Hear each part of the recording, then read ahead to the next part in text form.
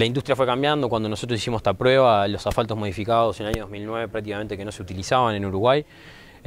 No había experiencia, no había plantas asfálticas, no había terminadoras, no había experiencia en la fabricación y en la construcción de las mezclas. Y hubo un periodo ahí entre el año 2012 y 2015 que se desarrolló muchísimo la tecnología, se compraron plantas asfálticas, se compraron terminadoras de alta calidad, compactadores, y se aprendió muchísimo de cómo aprender a aplicar esas mezclas con cementos asfálticos modificados. En paralelo, por una iniciativa del Poder Ejecutivo, se implantó el decreto 358, que es el de gestión de neumáticos fuera de uso, que le obliga a los productores y a los importadores de neumáticos a tener un sistema de gestión. Y hubo un par de años ahí entre que salió el decreto y empezaron a funcionar los planes de gestión, que nos dio el puntapié para hacer una prueba después de haber tenido un tramo prácticamente 6-7 años monitoreado cerca de la planta, que vimos que funcionaba bien. Es la entrada a nuestra planta con camiones todo el día, y la verdad que el tramo al momento de ese año 2016-2017 estaba en excelentes condiciones. Nos pusimos a trabajar para hacer la implementación de ese primer tramo sobre una ruta nacional que fue en el año 2016. El decreto, y es lo que yo veo como gran ventaja competitiva que tiene Uruguay en el uso de estas tecnologías acá, es que hay todo lo que es la recolección de los neumáticos fuera de uso y lo que es la posterior gestión está resuelto por estos dos sistemas de gestión que ya tienen los circuitos, están las empresas asociadas y están las plantas de trituración disponibles en Uruguay, que básicamente hoy sinceramente están haciendo prácticamente que todo ese polvo neumático lo están llevando a las plantas de cemento como combustible alternativo. Hay un porcentaje que se está utilizando en canchas de fútbol, pero hay una posibilidad de valorizar aún más esto si seguimos evolucionando en la tecnología del uso del polvo neumático. El tramo a escala real se hizo en la región este del país, en la Ruta 9.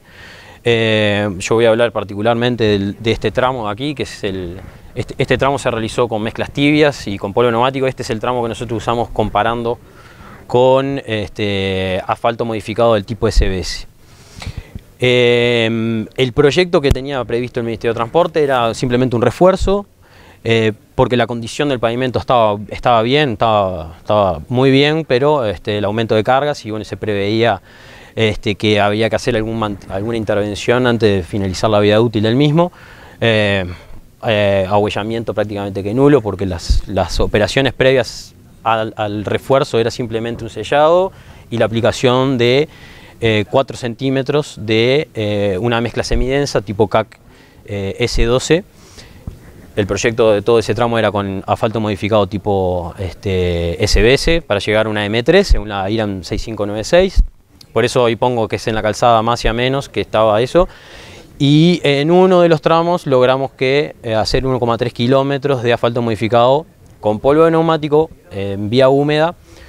No hice toda la introducción, pero bueno, en los estudios previos hemos determinado un porcentaje óptimo, el proceso McDonald en vía húmeda, temperatura, tiempos, etc. Y bueno, y ese fue el que finalmente terminamos ejecutando.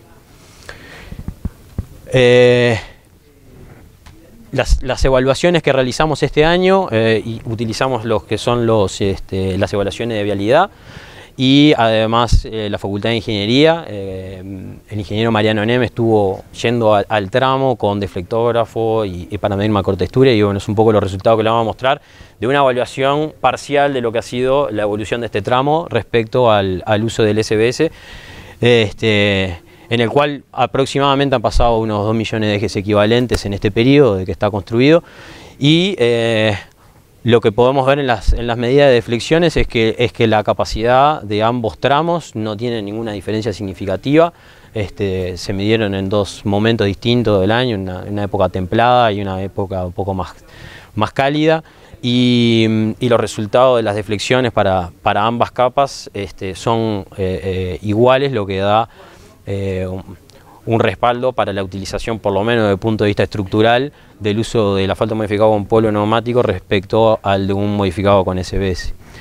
Respecto a las macrotexturas, sí había una leve diferencia. El tramo con SBS tuvo una macrotextura un poco más abierta, siendo que las mezclas, los contenidos de asfalto y etcétera, las temperaturas de mezclado, compactación fueron iguales para ambos tramos.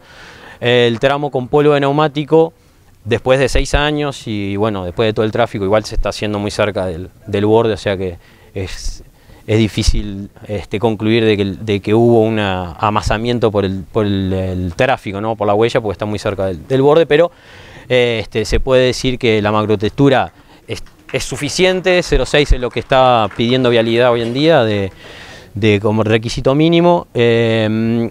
Lo que la duda es si es que hubo una mayor trabajabilidad en el momento de la compactación, si ese ligante a la temperatura de compactación tenía una viscosidad tal vez un poco inferior, que fue lo que le permitió cerrar un poco más esa mezcla, sobre todo con la utilización de neumáticos que en ese tramo se realizó así. Había un neumático después al final terminando de sellar un poco la mezcla, que son tecnologías que también hemos evolucionado en Uruguay. Ya hemos aprendido a dejar un poco más abiertas las mezclas y usar solo metálicos.